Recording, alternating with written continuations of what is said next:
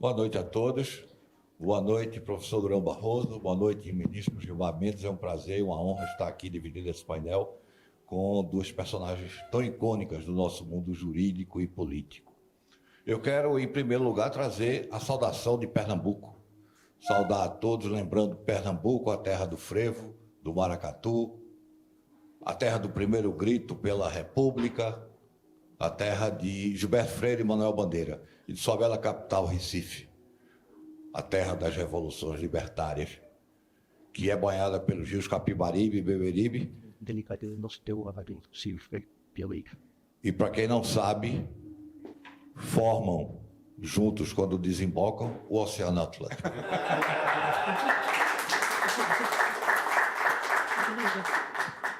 Eu quero saudar o governador do Piauí também, do nosso irmão nordestino.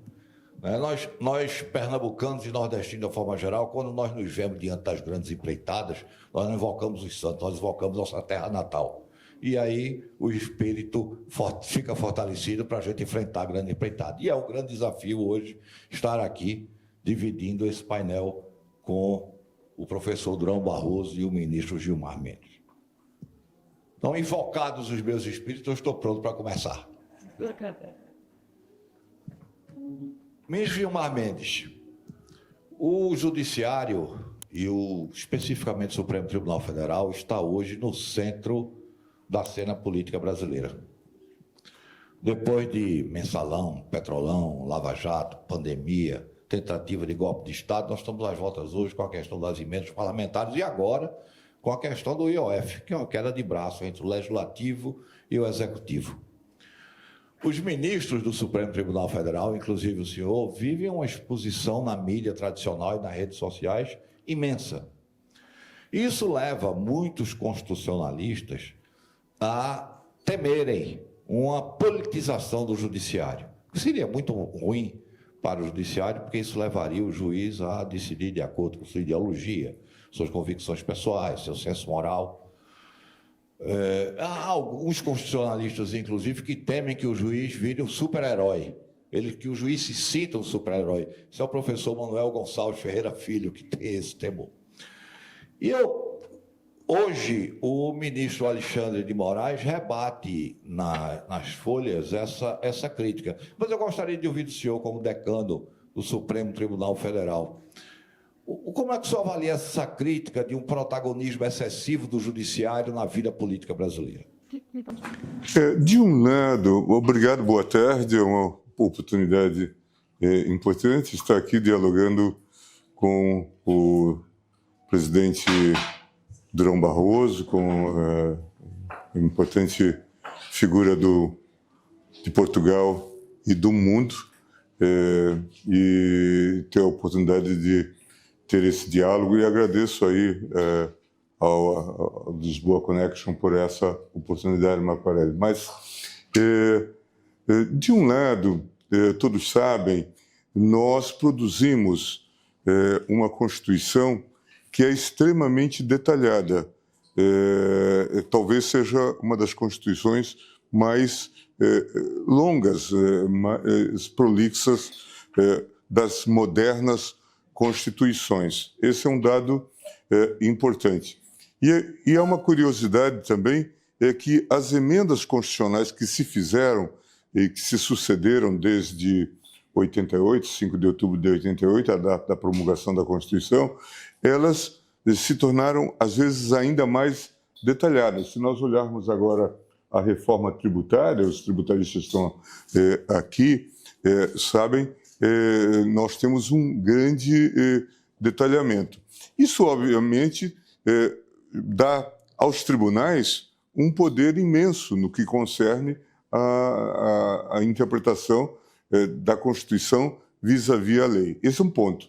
O segundo ponto é que nós temos, por razões históricas, um amplo controle de constitucionalidade de feição americana, no caso concreto, o juiz, no caso concreto, e o Supremo Tribunal Federal, em última instância, pode dizer se uma lei é compatível ou não com a Constituição, mas nós temos, talvez, um dos mais amplos controles, vamos chamar assim, abstrato, do mundo.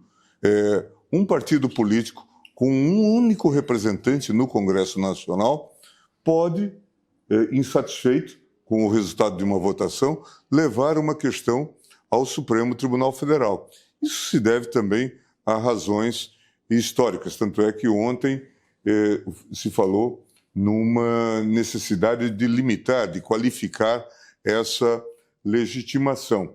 E então eu tenho até dito, não é o Supremo que está a caçar demandas ou a procurar demandas. Ninguém vai encontrar uma mesa ali na frente do Supremo convocando os cidadãos para trazerem processos. Mas, na verdade, há uma demanda enorme. E agora, inclusive, nesse episódio recente, citado por você, da questão do IOF, que é um chamado imposto regulatório, né, sobre operações financeiras, nós tivemos uma ação do PSOL, em seguida vem uma ação declaratória do próprio governo, que deplora a intervenção, muitas vezes, do Supremo, mas nesse caso ele vem, só que com um pedido de ação declaratória, e se diz que talvez todos os líderes de todos os partidos vão ajuizar uma ação declaratória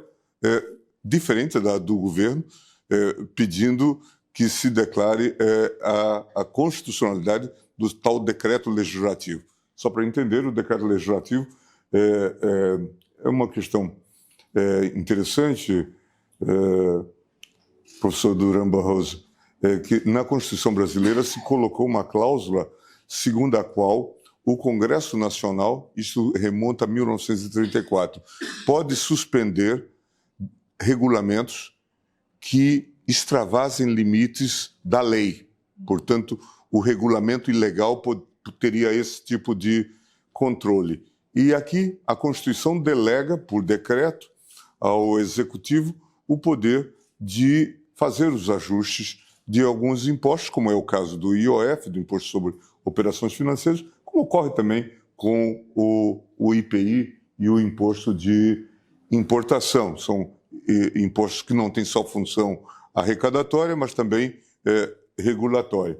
E o Congresso, nesse caso, nessa crise, dizendo que está havendo excesso de tributação, decide que haveria aqui uma ilegalidade e vota, e suspende, com uma repercussão enorme no campo político e também no campo econômico financeiro. Então, o tribunal tem um papel muito sensível e é um papel político, não no sentido político partidário, mas é que ele é o intérprete, ou o último intérprete, em princípio, da Constituição e fixa determinados parâmetros. Tanto é que, acho que percebendo a politicidade dessa temática, o ministro Alexandre, pelo menos numa primeira decisão intermediária, decide que todos tinham razão.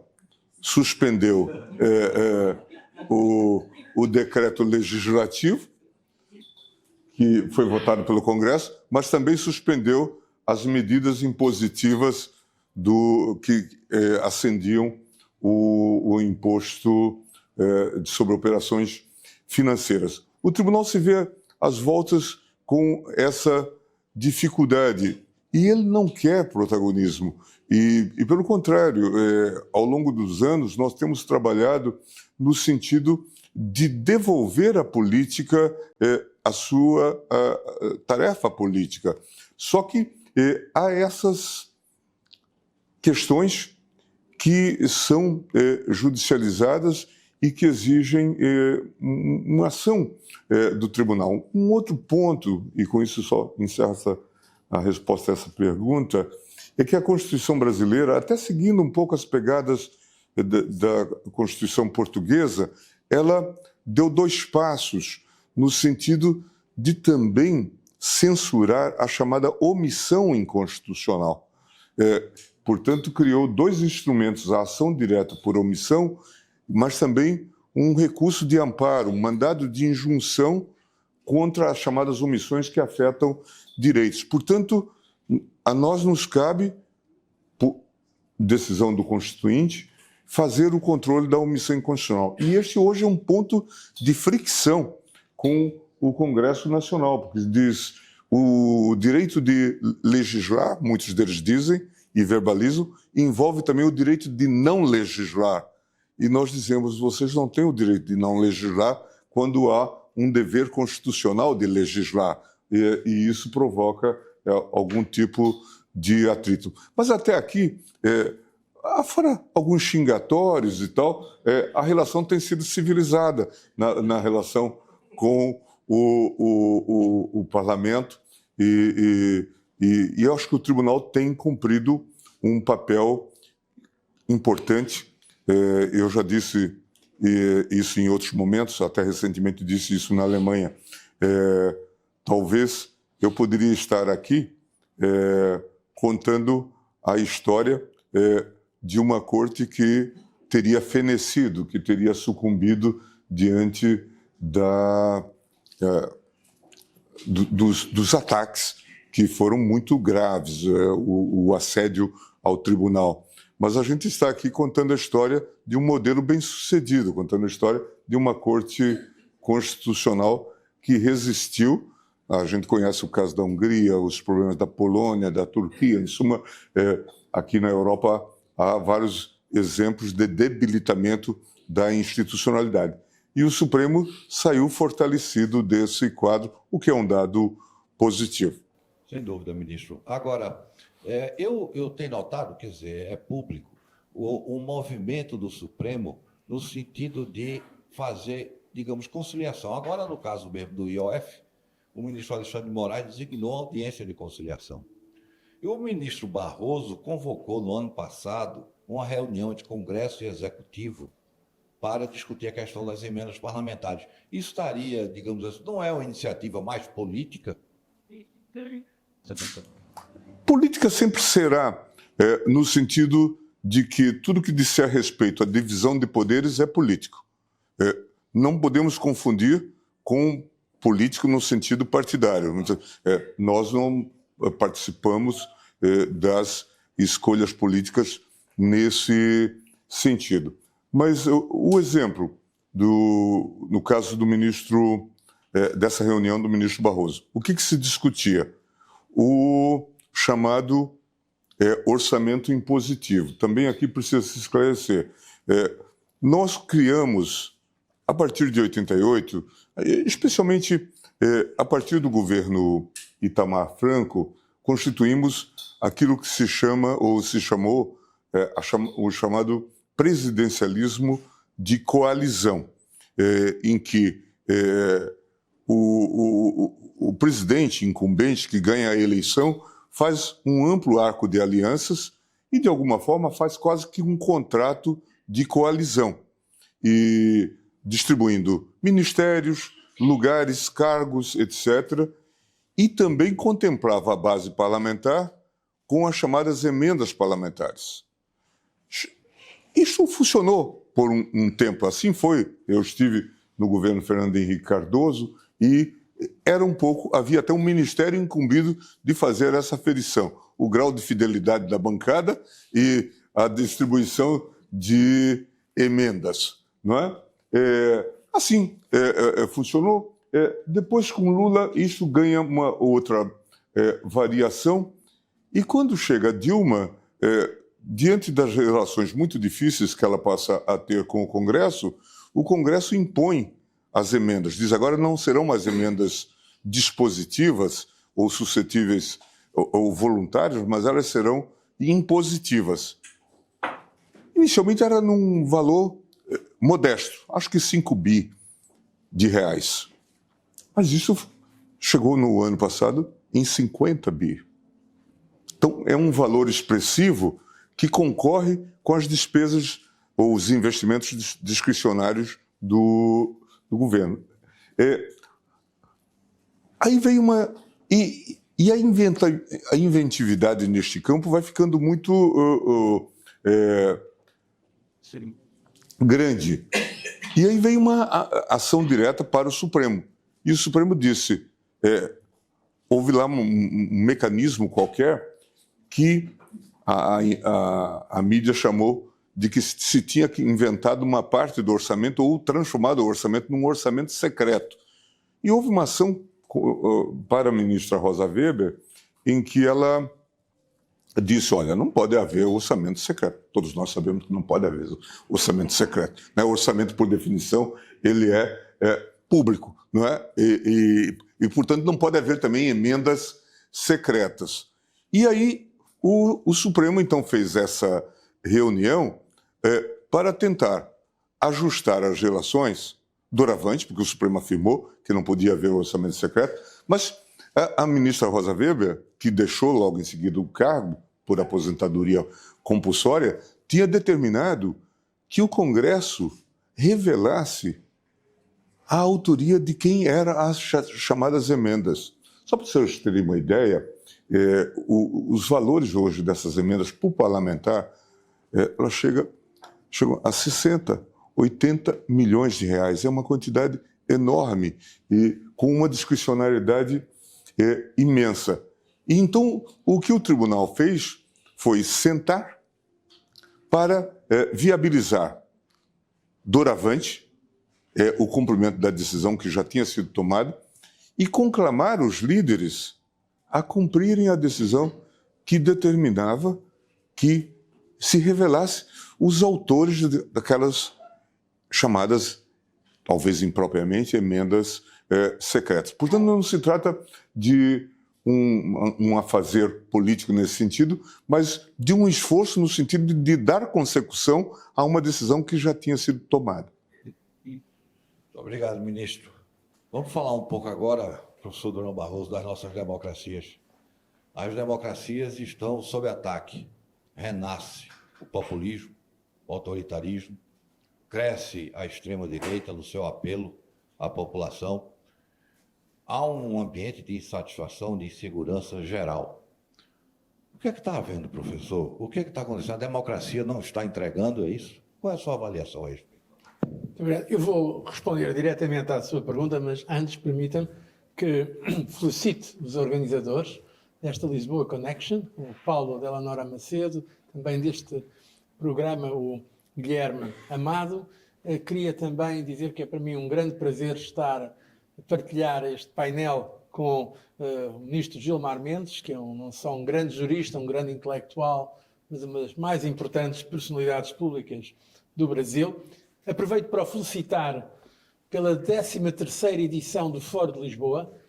Falo como português e como lisboeta, alguém que nasceu nesta cidade, e acho que é excelente que os nossos amigos do Brasil escolham Lisboa, não só para ser a connection com a Europa, mas também para virem aqui partilhar as suas ideias com portugueses, com outros. Neste fórum tem uma grande qualidade intelectual e jurídica, e como português tenho muita honra que o meu amigo e todos os seus compatriotas venham até nós e aqui, em nossa casa comum, possamos trabalhar sobre estes assuntos. Portanto, muitas sinceras felicitações. Por o êxito, ainda por mais, é organizado na minha escola, na minha alma mater. Eu também sou formado pela Faculdade de Direito da Universidade de Lisboa. Aliás, já participei uma vez nesse fórum, onde, aliás, estive em contacto com o ministro Gilmar Mendes, mas foi durante o Covid, foi por vídeo, mas já nos tínhamos encontrado pessoalmente na nossa embaixada em Brasília. Um prazer, pois, estar aqui consigo. Respondendo à sua pergunta, é verdade que há hoje aquilo a que alguns já chamaram uma recessão democrática, como se a democracia estivesse a recuar. Porquê? Bom, porque eu acho as democracias pluralistas de tipo liberal, aquilo que são, ao fim e ao cabo, as democracias, porque eu acho que as democracias ditas populares não são democracias, são formas de impor uma ditadura, embora quase todos os regimes gostam de se qualificar como democracias, mesmo quando são autocracias ou oligarquias.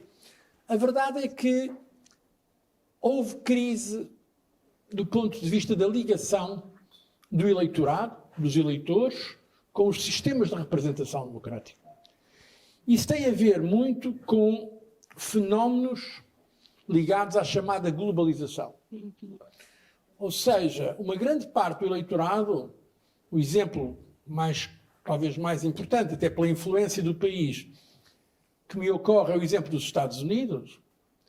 Na primeira eleição do presidente Trump, recusou as chamadas elites. Achava que a democracia estava capturada pelas elites. Nos Estados Unidos, a elite de Nova Iorque, dos Estados do Leste, ou então da Califórnia, e que o povo trabalhador, aquilo que eu acho que vocês no Brasil chamam o povão, o povão estava alienado disso. E a verdade é que houve uma base de classe média-baixa e de classe baixa do ponto de vista, digamos, dos rendimentos e até do nível de educação, começou a estar disponível para discursos mais populistas, polarizados e polarizadores, mais radicais, contra a democracia em geral, contra as elites, fazendo apelo a fórmulas de simplificação. Para mim, o populismo é uma forma de ultra-simplificação de problemas complexos. Não? O problema não é da palavra populismo, não é o povo. A democracia tem de estar ao serviço do povo. O problema é a exploração com fins que eu considero negativos, do ponto de vista dos valores, de sentimentos de ressentimento. Aliás, eu digo que nós estamos a viver a idade do ressentimento social, ressentimento às vezes étnico, ressentimento de grupo, ressentimento de identidades, de hiperidentidades. Bom, e esse ressentimento, que não é apenas da extrema-direita, também há um populismo de extrema-esquerda. Aliás, na Europa, o primeiro caso que tivemos na União Europeia de um governo que é populista não foi de extrema-direita, foi de extrema-esquerda. Foi o caso da Grécia, de Syriza. Foi um partido que foi eleito para o governo durante a crise financeira, basicamente pondo em causa todo o consenso europeu, a própria existência do euro, da moeda única. Depois não conseguiu mudar o sistema e perdeu. Mas depois temos também, hoje em dia, movimentos que estão ligados àquilo que se chama a extrema-direita. Eu não gosto muito às vezes da expressão, porque eu não sei bem o que é direita ou o que é esquerda. Se repararmos no discurso da extrema-direita europeia, às vezes é um discurso de esquerda. É um discurso, por exemplo, de nacionalização contra o mercado. É um discurso conservador do ponto de vista dos valores sociais, mas do ponto de vista económico é um discurso muito de esquerda, até mais de esquerda que a social-democracia tradicional. Por exemplo, são contra os grupos económicos, contra o liberalismo económico. Portanto, o que é hoje extrema-direita ou o que é hoje extrema-esquerda não é claro. Para mim é extremo. Eu considero-me alguém do centro moderado, do centro reformador, e acho, obviamente, que é um problema na Europa ainda mais do que noutros sítios. Porquê? Porque a União Europeia é um conjunto de países, não é um país. Nós não somos os Estados Unidos da Europa. Eu tive essa discussão às vezes com Obama, quando eu estava presidente da Comissão. Ele dizia, porquê é que vocês não fazem esta coisa assim? Eu dizia, porque nós não somos os Estados Unidos da Europa. Nós não podemos impor, nós em Bruxelas não podemos impor. Temos de ter o consenso dos países. Bom, portanto, nós somos uma união de Estados que partilham soberania. Isto, sobretudo para os nossos amigos brasileiros. O que se passa hoje é que nós somos... Portugal é um país muito antigo, como sabem, quer a sua soberania, quer a sua independência. Os portugueses são muito europeístas, são membros da União Europeia, mas não querem que seja Bruxelas a determinar o que a gente faz. E o mesmo se diga da França, ou da Alemanha, ou da Espanha, ou da Itália, ou da Polónia, ou seja, de quem for. Portanto, o que há na União Europeia é um sistema muito original, que não há em mais lado nenhum do mundo, porque é uma integração regional em que os países conservam a sua soberania, mas partilham a sua soberania. Em algumas áreas, por exemplo, a moeda não é o governo português, ou o governo alemão, ou o governo francês, não mandam no euro. Quem manda, quem determina o euro é o Banco Central Europeu, que é independente do governo. A política de concorrência, os governos não mandam nada, é a Comissão Europeia que decide a política de concorrência. Eu estive 10 anos à frente da Comissão Europeia, posso dizer que os governos tentam fazer pressão sobre a Comissão, mas a Comissão nunca seguiu orientações de nenhum governo. Houve um dia um presidente que me dizia que estava a fazer pressão para um certo dossiê, uma certa... E eu disse-lhe, vamos lá, eu não sigo instruções do meu país, de Portugal, porque é que havia de seguir do teu? E ele nunca mais... Mas isto digamos, a relação que há no poder. Mas é um poder partilhado. Ora, por isso é que, voltando à sua questão, na Europa é grave, porque se na Europa tivermos o exacerbar do populismo, o populismo normalmente tem uma agenda nacionalista, é ultranacionalista, ora, isto põe em causa a União. Ora, e aqui é que há uma questão de alguma subtileza, porque nós temos de combinar o patriotismo, eu sou patriota, eu amo o meu país, mas sem ser nacionalista. Aliás, havia um grande autor francês, Romain Gary, que dizia: le patriotisme c'est l'amour des siens, le nationalisme c'est la haine des autres. O patriotismo é o amor daquilo que é nosso, o nacionalismo é o ódio dos outros. Ora, há aqui uma nuance. Uma coisa é ser-se patriota, gostarmos do nosso país. Outra coisa é termos uma concepção negativa identitária da identidade, o identitarismo, sermos contra as outras identidades. E a Europa até agora tem conseguido este equilíbrio, mas obviamente, se houver ameaças populistas, como já vimos noutras partes do mundo, o populismo não está só na Europa, está em todo o mundo agora, nas Américas, também na Europa fora da União Europeia, na Ásia. Bem, se ganharem os populistas, então temos um problema para a União Europeia. É um problema muito sério que não devemos subestimar. A democracia, que eu costumo dizer, é um jardim que temos de cultivar todos os dias. Não podemos considerar a democracia algo adquirido para sempre. Muito bem.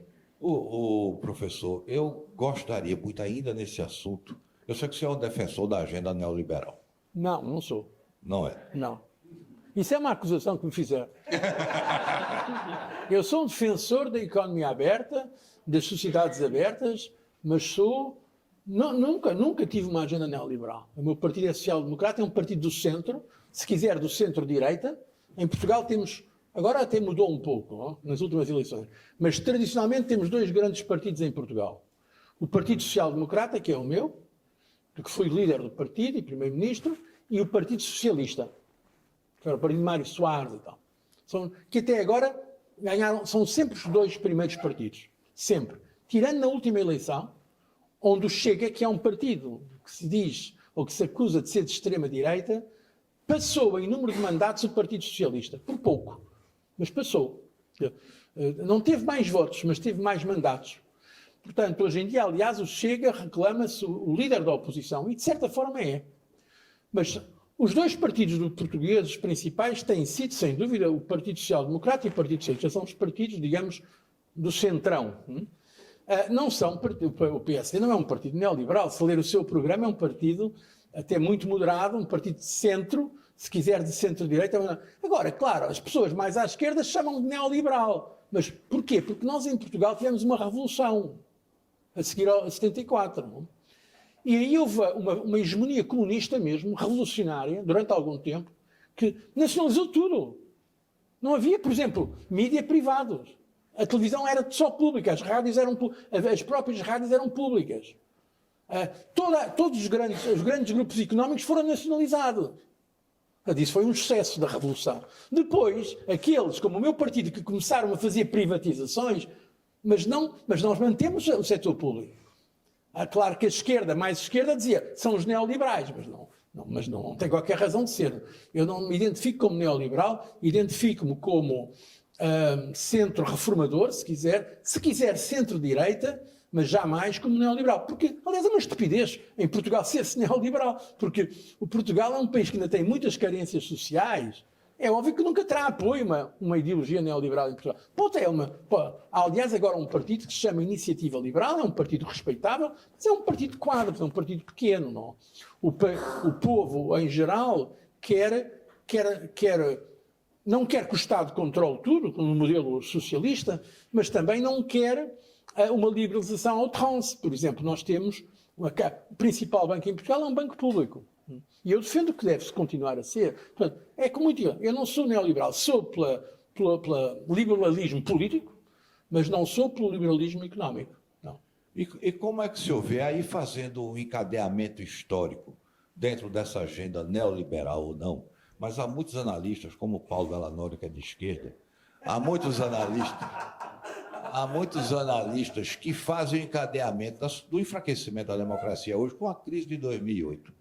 Porque até então a gente vivia um ambiente de juros baixos, crédito farto, né? E Com a crise do subprime, os governos aportaram muitos recursos nos bancos e instalaram uma agenda de austeridade fiscal, vai haver recessão, desemprego, aumento da desigualdade econômica, e isso teria dado origem, veja o encadeamento histórico que essa análise faz, isso teria dado origem aos movimentos populares, as primaveras árabes, o Occupy Wall Street, o Euromaidan na Ucrânia, os movimentos de rua no Brasil de 2013, e eram, na realidade, movimentos que não tinham agenda nem de direita nem de esquerda.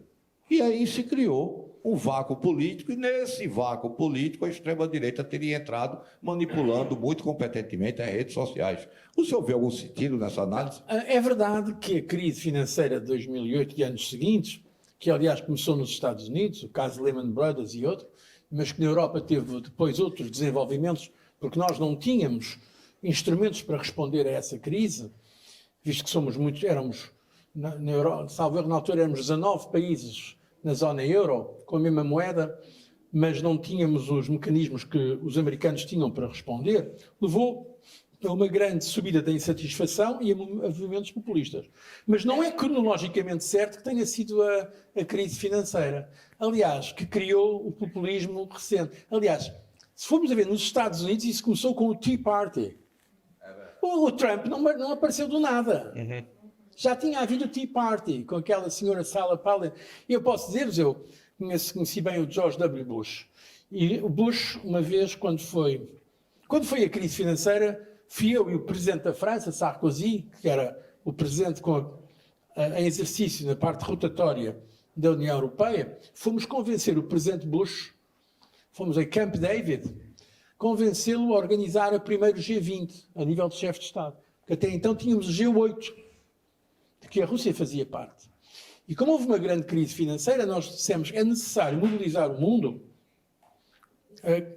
para uma resposta à crise financeira.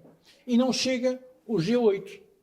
Estados Unidos, Canadá, os 4 maiores europeus, que são França, Inglaterra, Alemanha e Itália, e o Japão, e na altura também a Rússia. Não chega. Temos de ter o Brasil, temos de ter sobretudo a China, a Índia, outros países, a Arábia Saudita, que tem importância na questão da energia, e outros. Foi a nossa ideia, fomos nós europeus, que dissemos ao Bush, vamos fazer um G20 a nível de chefes de Estado e de Governo. Já havia a nível dos ministros das Finanças. E foi assim em 2008. O primeiro, que foi em Washington. E ele contou-me, isto que eu vou contar, isto que acho que é interessante. O Bush, na altura, disse-me assim, tinha sido a vitória do Obama. Mas ele não era presidente, porque ele só assumiu dia 1 de janeiro. Ou em janeiro de 2009. E ele disse-me, sabes que eu até nem estou descontente com a vitória do Obama. Mas, embora ache um pouco estranho, o Obama já tinha escrito 2 autobiografias antes de ter 40 anos. Bom, mas acho que para os Estados Unidos é bom ter um afro-americano. Aliás, o Bush, nas questões étnicas e de relações raciais, era uma pessoa aberta. Tinha tido o Colin Powell, tinha tido a Condoleezza Rice. Bom. Mas depois, isto é que é importante, ele disse-me isso é que eu queria partilhar convosco. Mas atenção, o próximo presidente dos Estados Unidos vai ser populista, vai ser protecionista, vai ser nativista, eu nunca tinha ouvido a palavra na altura, nativista, e vai ser isolacionista. Porquê? Porquê é que vai ser a seguir ao Obama? Porque vai haver uma reação, porque os Estados Unidos não estão preparados ainda para um presidente como ele. E, de facto, depois veio o Trump. O Bush, que nem sequer tinha fama de grande intelectual, ou de grande analista, mas ele conhecia o seu partido. E ele sabia que já havia tendências populistas de fundo no partido. É verdade. Portanto, a sua pergunta, é verdade que o movimento a seguir à crise financeira agravou as desigualdades, e isso foi muito manipulado pelos extremos, nomeadamente pela extrema-direita, mas não só. Mas é verdade que o populismo tem razões anteriores à crise financeira, e não só económicas. Parte do populismo tem a ver com identidade, tem a ver com questões sociais, com a chamada guerra cultural. E nos Estados Unidos e na Europa, com a imigração, o excesso de imigração. Portanto, não é só foi isso que ganhou. Porquê é que o Trump ganhou? O Trump ganhou muito com o apelo contra a imigração ilegal, que é também o grande argumento que está a ser usado na Europa, hoje em dia, com a imigração descontrolada. Não é só uma questão económica, é uma questão cultural em sentido amplo, de valores. Quando uma sociedade sente que os seus valores estão a ser ameaçados, para ser até mais sério, é uma coisa delicada, mas vou dizer que há talvez limites ao multiculturalismo. Vejam o caso da Holanda. O caso da Holanda é um caso interessantíssimo. A Holanda, tradicionalmente, é um dos países mais liberais do mundo. Não é? Quando eram aqui queimados os judeus em Portugal em Espanha, os judeus que eram queimados pela Inquisição, muitos, até os pais do Spinoza, uma das maiores cabeças da história, o Bento, o Baruch de Spinoza, era filho de portugueses, judeus portugueses. Foram para a Holanda. Hoje em dia, o primeiro partido na Holanda é um partido de extrema-direita. E é um partido essencialmente xenófobo, não quer estrangeiros. Isto passa-se na Holanda. Não é só a Hungria. Não é só a Roménia. E o que motiva esses partidos mais extremos não é só a questão económica. A economia na Holanda está ótima, aliás. É um dos países mais ricos do mundo, per capita. Mas é a questão cultural, social, como integrar comunidades, nomeadamente muçulmanas. Hoje em dia o grande problema não é com os judeus, na Europa, o grande problema é com comunidades muçulmanas que têm dificuldade em integrar-se e que a maioria também tem dificuldade em integrar. São coisas muito sensíveis e muito sérias que alimentam o discurso populista. Muito obrigado, professor. Vamos adiante. Ministro Gilmar, o senhor, na sua fala, o senhor falou em presidencialismo de coalizão e tratou da questão do orçamento. Eu sei que o senhor defende o semipresidencialismo. Inclusive, redigiu um projeto junto com o ex-presidente Michel Temer. O senhor acha que o semipresidencialismo é bom para o Brasil? E acha que tem condições de essa agenda emplacar? Bem, nós estamos vivendo, saímos desse chamado presidencialismo de coalizão, e atualmente alguém fez uma blague dizendo que nós estamos vivendo um presidencialismo de colisão.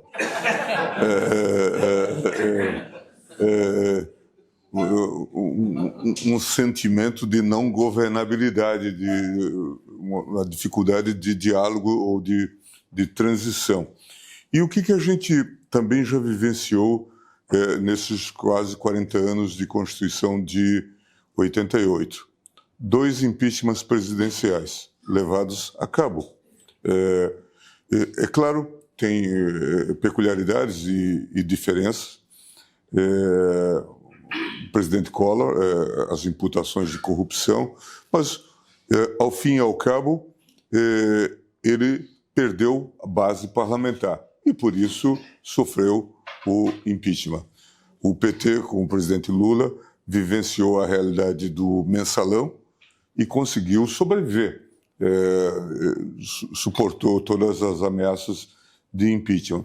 Depois, com a Dilma, no segundo mandato, perde o entendimento com o Congresso. E aqui parece alguma coisa que nós estamos utilizando o impeachment como um modelo de voto de desconfiança no presidencialismo, um tipo de, chamemos assim, um direito constitucional consuetudinário, né, e que leva a isso. Este é um dado. Também no governo Dilma se verifica esta questão do chamado orçamento impositivo, que dá aos congressistes uma participação na execução de obras, porque indicam obras e passam a definir políticas públicas e a delas cuidar, nesses valores estratosféricos a que nós nos referimos. Mas é um tipo, vamos chamar assim, de um governo quase que de assembleia. Dá-se a impressão de que nós saímos desse presidencialismo de coalizão e fomos para algo que não sabemos bem definir. Então, nesse contexto, há algum tempo, eu e outros colegas temos nos perguntado se não seria mais adequado pensar-se num semipresidencialismo, com os poderes que poderiam ser outorgados ao presidente da República, sei lá, chefia das Forças Armadas, chefia dos negócios estrangeiros e coisas assim, mas confiar ao Congresso a construção de maiorias e apostar um pouco nisto para ter um regime de governabilidade. O tema é complexo. No nosso caso, temos que considerar, inclusive, a realidade da existência do modelo bicameral, Câmara e Senado, mas, de qualquer forma, foi uma tentativa de fazer uma reflexão crítica diante da situação em que nós estamos envolvidos. Felizmente, hoje, nós temos na presidência da República um homem experiente, como é o presidente Lula, e com todas as suas qualidades de homem de Estado. Mas vivemos no governo anterior uma situação bastante dramática em que este modelo, até com o temor mesmo da possibilidade de impeachment e tal, que essa questão do orçamento, que depois se torna orçamento secreto, esse orçamento impositivo, passa a ser usado como um tipo de habeas corpus, vamos chamar assim, ou vacina contra qualquer iniciativa do parlamento vis-à-vis a presidência da República. Tanto é que o presidente Barroso falou de centrão. Aqui o nosso centrão assume a Casa Civil com Ciro Nogueira, não é? E passa a fazer a distribuição de verbas. Então nós estamos vivendo um momento muito opaco, muito pouco transparente nesta relação. E vamos precisar discutir essa temática. O presidencialismo que a Constituição declara já não é mais presidencialismo, nesse sentido, essa crise agora denota um pouco isso. E nós também não temos um parlamentarismo, então é uma situação bastante indefinida. Para ficar nesse exemplo do orçamento, mas se quiserem, pulem para as agências reguladoras, que normalmente elas são, como sabem, elas têm os nomes indicados pelo presidente e são submetidos ao Senado. No raciocínio dos senadores, eles dizem, o presidente tem direito a indicar um e eu outro. Portanto, há uma ideia de que, de alguma forma, o parlamento já assumiu uma função de governo. Quer dizer, estamos vivendo algo um tanto quanto exótico, um tanto quanto peculiar, em função de várias disfuncionalidades que foram se acentuando ao longo do tempo. O colega que chegou no Supremo agora, Flávio Dino, saiu do Senado. E ele disse que se ele nada fizesse no Senado, durante os 8 anos do mandato, todo ano ele teria para indicar para as suas bases, distribuir para as suas bases, 80 milhões de reais. Todo ano. Se fazer nada. O que, obviamente, é uma senhora verba eleitoral, inclusive. Né? Mas isto, obviamente, compromete políticas públicas. Isto, obviamente, faria todo sentido os parlamentares participarem, como havia chamadas emendas de bancada, para levar fazer ajustes. Vai se construir uma ponte entre Olinda, ou uma nova ponte entre Olinda e Recife, uma alocação de recursos, ou como alguns citam, que o polo de Petrolina nasceu desse modelo das emendas da família Coelho, né? Em suma, projetos de desenvolvimento em que há uma concertação, mas não é exatamente o que tem ocorrido. E também tem havido, como se sabe, em função de desvios das emendas, de possíveis desmandos, uma série de investigações hoje no Supremo Tribunal Federal. Há, pelo menos, segundo se diz, 60 inquéritos abertos, tendo como pano de fundo essa temática. Então, não é bom para vamos dizer assim, para a saúde pública. Professor Durão Barroso, o senhor naturalmente tem uma boa impressão, uma boa simpatia em relação ao semipresidencialismo. Você acha que o regime do semipresidencialismo é um bom regime? Eu acho que eu nessa questão sou um bocado agnóstico. Eu acho que cada país tem o seu percurso, a sua história. Nós, em Portugal, temos um regime semipresidencial. Eu acho que foi bom do ponto de vista da transição democrática, não? Porque, aliás, um dos autores do conceito de semipresidencialismo é o constitucionalista Maurice Duverger, que já morreu e que, aliás, escreveu muito, até apoiado também na experiência portuguesa. O que é que se passa? Nós temos a base do nosso poder é parlamentar, porque o poder executivo está no governo, não está no presidente. É o primeiro-ministro, na realidade, que resulta da maioria do parlamento, mas o presidente é diretamente eleito e tem uma legitimidade muito forte. Isto na Europa é uma exceção.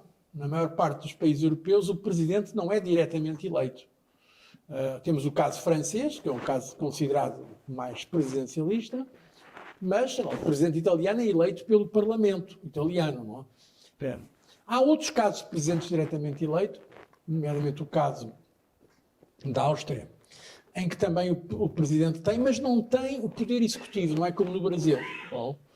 O presidente tem uma autoridade, às vezes até como no caso francês, é mais uma questão de tradição, o chamado domaine réservé, o domínio reservado, que é na política externa, na política exterior e na defesa. Embora a Constituição não diga isso explicitamente, mas na Quinta República entende-se que o regime atribui essas competências ao Presidente, mas há uma... Na Europa, em geral, até porque muitos países europeus são monarquias constitucionais, não é?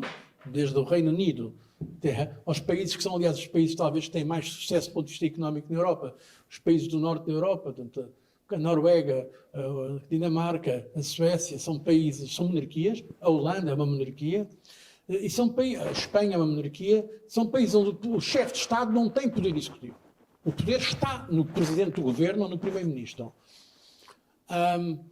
Portanto, nós em Portugal conseguimos, com o semipresidencialismo, de certa forma, integrar maior variedade. Porque isto é uma questão mais complexa, mas eu acredito nisto, que quando temos um ambiente político complexo, talvez seja melhor o próprio sistema político ter uma complexidade que lhe permita gerir melhor essa variedade.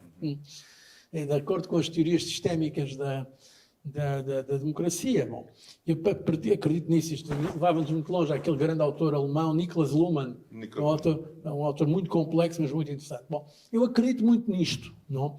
E, portanto, nós conseguimos em Portugal, até porque Portugal eram sempre os dois grandes partidos que eu referi, sempre. Portugal é o país mais estável da Europa em termos de sistema partidário. Agora temos este fenómeno do Chega, que é uma inovação. Mas se olharmos os últimos 50 anos, não há nenhum país na Europa que tenha tido tanta estabilidade partidária como Portugal. Porque estes dois partidos tiveram sempre entre 60% a 80% do voto. Enquanto que em Espanha já tivemos desde o Vox, agora, desde o Podemos, os Ciudadanos. Não? Em Itália, os partidos que estão à frente do governo, nomeadamente o Partido Fratelli d'Italia, é um partido novo, era um partido considerado radical, mas que agora já está também mais ou menos a normalizar-se, a entrar no mainstream. Portanto, a Inglaterra agora, nas sondagens, nas pesquisas de opinião, o partido que vem à frente é o partido de extrema-direita, é o partido Reform, o partido que defendeu o Brexit. Não? Em França, tivemos a senhora Le Pen, é de extrema-direita, que hoje em dia é o maior partido em França, o Rassemblement National. Portanto, e assim, Portugal, neste aspecto, é muito estável. Tem tido muitos governos, mas é quase sempre no mesmo espaço. Centro-esquerda, centro-direita. Agora, o nosso grande desafio a seguir à Revolução, em 74, foi, para já, acabar com os excessos da Revolução. Ficar uma democracia pluralista de tipo ocidental plena. Isso conseguimos depois também com a adesão à Comunidade Europeia, que fez agora precisamente 40 anos que Portugal assinou o Tratado de Adesão à Comunidade Europeia. Foi em junho de 1985. E depois, a verdade é que o Presidente da República, de certa forma, é uma proteção contra aquilo que poderia ser visto como excesso de poder do governo. Portanto, a República tem um grande poder simbólico em Portugal, talvez até por vir da monarquia. Não? Portugal teve uma das mais antigas monarquias da Europa, não? Desde o século XII. Não? Aqui, se saírem aqui da Avenida Liberdade e virem lá de cima do bar do hotel, veem o Castelo de São Jorge, não é? Foi conquistado aos mouros, aos muçulmanos, no final do século XII, pelo nosso primeiro rei Dom Afonso Henriques, que iam os cruzados para a Terra Santa, para a Palestina, e o nosso rei e o nosso bispo do Porto disseram: vocês, em vez de combaterem os infiéis, era assim que se dizia, lá fora, porque é que não nos ajudam aqui? E foi assim que se tomou Lisboa, no século XII. E Portugal é um dos países onde o Estado corresponde à nação de forma mais perfeita. Um país muito compacto. Bom, não estou a falar do período colonial, aí de facto era diferente. Mas no Portugal europeu é um país muito, muito compacto. E por isso, nós precisávamos de ter um poder centralizado no Primeiro-Ministro, mas o Presidente da República tem um poder simbólico que permite também integrar algum descontentamento. Pois, claro, há sempre quase sempre há algumas disputas políticas. Os descontentes que criticam o governo vão queixar-se ao Presidente da República. Mas até agora tudo isso no limite da institucionalidade. Portanto, o regime semipresidencial em Portugal funcionou. De uma maneira geral, tenho que dizer que funcionou. E é uma boa solução. Agora, se essa é a melhor solução para os outros países, não sei, francamente, sou agnóstico. Cada país tem que ver a sua própria cultura política. E aí não resisto a dizer uma coisa. Citando alguém, o Brasil, que muitas vezes nós em Portugal, eu pelo menos vejo o Brasil como um gigantesco Portugal dilatado pelos trópicos. Portanto, às vezes, sabe, essa questão que o ministro Gilmar Mendes falou, a Constituição portuguesa também é uma Constituição extremamente abrangente. É uma das mais longas Constituições da Europa. Muito, muito programática, não? A do Brasil também é. Mas há uma diferença em relação ao Poder Judiciário grande. Para já nós temos o Tribunal Constitucional. Não é só o Supremo Tribunal de Justiça. Mas em Portugal, se perguntarem, mesmo a pessoas educadas, ninguém sabe quem são os juízes do Supremo Tribunal de Justiça. Ninguém sabe. Se me perguntarem, agora eu não sei quem é o atual Presidente. Ou o Presidente do Tribunal Constitucional. Mas não sabem. Porque as audiências não são transmitidas. Vocês transmitem na televisão. Portanto, eu acho que isso também é uma questão do Brasil. O vosso protagonismo judiciário não tem a ver apenas com a abrangência da Constituição, tem a ver também com o sistema de mediatização. Portanto, em Portugal as pessoas sabem um pouco quem são os procuradores da República. Como houve aqui alguns crimes com visibilidade, até agora está a ser julgado um ex-primeiro-ministro acusado de corrupção. Neste momento começou há 2 ou 3 dias. Bom, os procuradores são conhecidos, porque são os que fazem a acusação. Mas ninguém sabe os nomes dos juízes. A magistratura judicial é muito discreta. Não tem... Enquanto que toda a gente no Brasil sabe, toda a gente educada, sabe quem é o ministro Gilmar Mendes, ou o meu homónimo que eu conheci ontem, Barroso, Luís Roberto Barroso. Em Portugal ninguém sabe quem são os juízes. Por uma situação... Agora, são sistemas diferentes. É um erro dizer este é melhor que o outro. O que é importante é que se mantenham sempre no sistema da institucionalidade, do Estado de Direito, e nesse aspecto, a meu ver, o Brasil, com todos os seus desafios, é uma democracia. Vocês devem ter muito orgulho no vosso país. Porque no chamado Sul Global não há muitas democracias. Não há muitas democracias. E vocês são uma democracia. Às vezes até parece talvez uma hiperdemocracia. Com a conflitualidade, com a mídia, mas não há dúvida que é uma grande democracia o Brasil.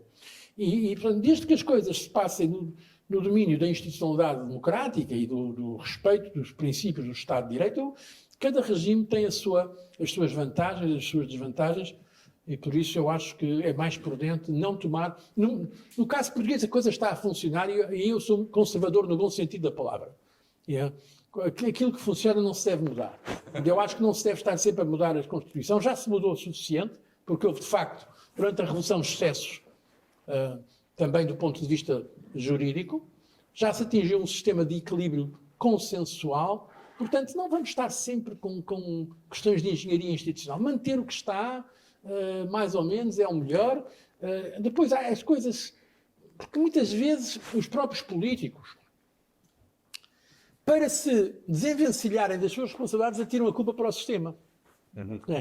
É o sistema. Não, há problemas que o sistema pode facilitar ou não, ou agravar ou não, mas na realidade os nossos sistemas têm uma grande elasticidade e permitem, o mesmo sistema pode permitir grandes governos e maus governos. É a minha opinião.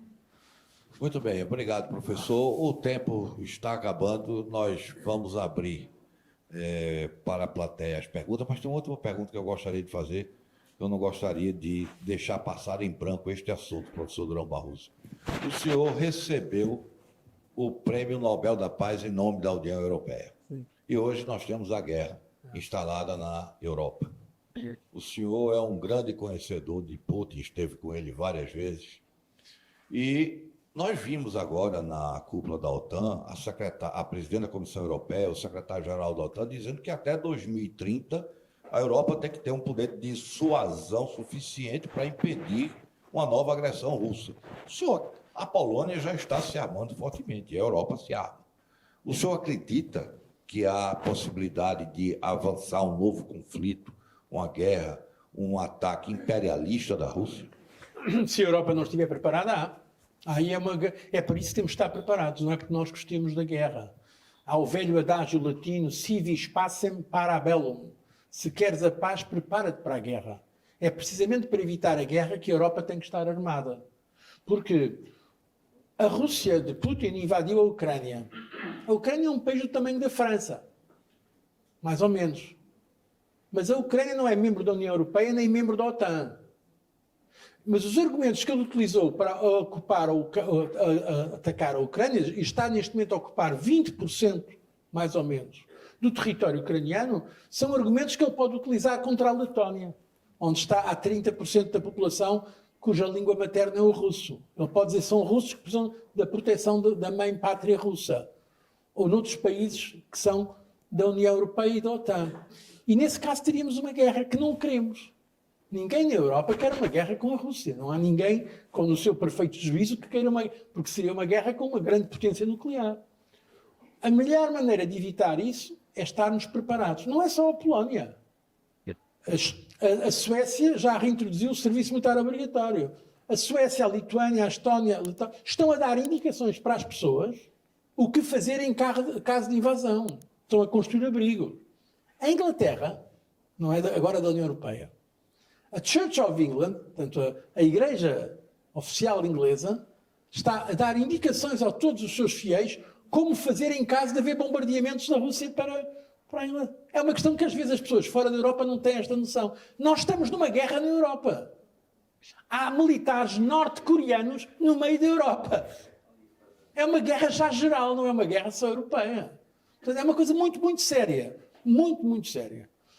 E por isso, nós queremos a paz, mas aquilo que eu conheço do Putin é que não se pode confiar nele.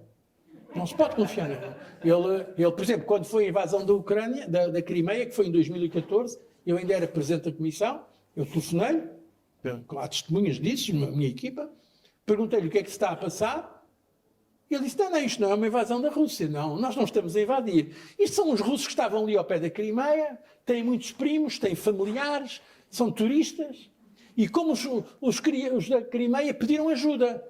E depois disse, porque se fosse um exército russo, disse-me ele, nós tomávamos Kiev, a capital, em menos de 2 semanas. Cá está a ubris do poder, dos grandes poderes. Julgam que têm o poder infinito e não têm. Portanto, não é pessoa de confiável, é um ultranacionalista, autocrata, que a única forma de justificar o seu regime é lançar uma guerra contra outros. Portanto, nós não podemos confiar nele e, precisamente para evitarmos a guerra, para termos no futuro, espero, outros prémios Nobel da Paz, temos de estar preparados para ela, que é a melhor forma de evitar. Muito obrigado, professor. A organização do evento me diz que nós não vamos ter tempo para perguntas. Foi uma grande honra e um grande prazer dividir esse painel com o ministro Gilmar Mendes, com o professor Durão Barroso. Muito obrigado.